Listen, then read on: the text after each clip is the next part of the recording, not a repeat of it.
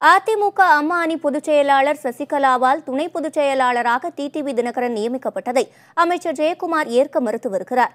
இந்நிலையில் இதுகுறித்து பேசியுள்ள எம்எல்ஏ தோப்பு வெங்கடாச்சலம், அமைச்சர்கள் செங்கோட்டையன் மற்றும் திண்டுக்கல் சீனிவாசனுக்கு சசிகலா அளித்த கட்சி பதவிக்கு ஜெயக்குமார் மறுப்பு தெரிவிப்பாரா என கேள்வி எழுப்பியுள்ளார்.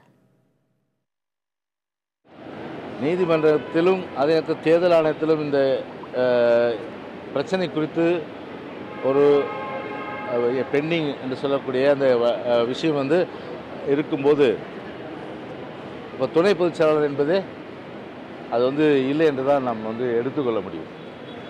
எனவே இல்லை என்று எடுத்துக்கொள்ளும்போது அதுவே ஒரு கேள்விக்குறி. இல்லை என்று எடுத்துக்கொள்ளும்போது அவர்கள் நியமனம் என்பது நிச்சயமாக செல்லாத ஒன்று.